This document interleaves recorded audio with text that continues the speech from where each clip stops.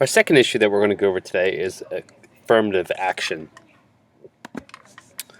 Much of the energy of the civil rights movement was spent on ending the power of discrimination in American life.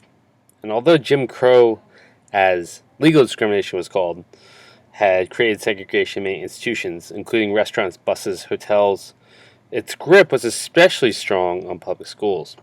And throughout the decade struggle and Supreme Court decisions like Brown versus Board, the separate but equal doctrine was dismantled, and school systems in many areas were racially integrated. However, once school integration had taken hold in grades K through 12, a new question emerged, and that was, would African American students be able to get into the college of their choice? In many cases, the honest answer is no. African American high school students are much less likely to attend college than their white or Asian counterparts. But the issues today are really different than those addressed in Brown versus Board of Education. Even though black students were once barred, virtually all colleges and universities, however, are now integrated. In other words, institutions of higher learning welcome students of any race, and the obvious racism of past centuries is gone. That's not to say racism isn't an issue, but how it looked in the past centuries is clearly not visible anymore. But integration really works differently in college than it does in K-12. Unlike public school systems, which must accept the entire population of students from a given geographical area, colleges can be selective. They receive applicants from all over the nation, and they pick through the pile looking for those students who demonstrate the strengths needed to meet the challenges of university life. For most college admission departments, standard measures of academic achievement, such as grades and standardized test scores, weigh heavily in choosing who gets in and who doesn't.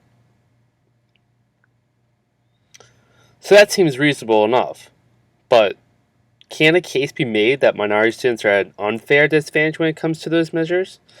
Hasn't America's cruel racial history drained their communities of the many resources they need to reach their academic potential?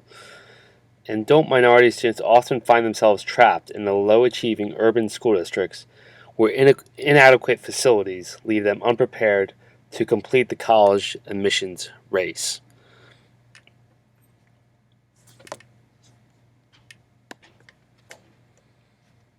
Though there is broad agreement that these hindrances exist, the question is, how do we make the situation better?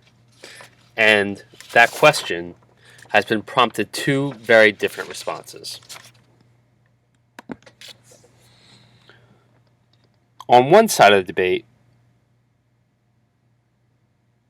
it emphasizes the importance of keeping the question of race entirely out of the college admissions process.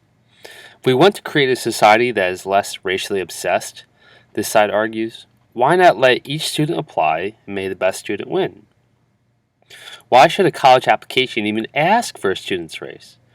There are many ways to help minority students achieve, but when it's time to measure that achievement, minority students should be evaluated by the same standards as any other. If we allow the consideration of race in admissions, colleges will go out of their way to admit black students. While that is not racism, it's not saying that one race is better than the other. It hardly seems much better than the discrimination of yesteryear. The other side of this debate emphasizes the power of affirmative action, which is what we're talking about today. And that means giving preference to minorities in order to help usher as many black students into the next level of education as possible. Affirmative action from this point of view is not discrimination against whites or any other group. It's simply an effort to create a racially balanced campus.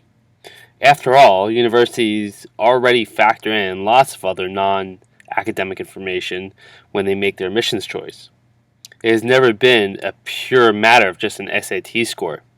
A college might, for example, give special preferences to students who apply from far regions of the globe in order to bring together a more diverse student body.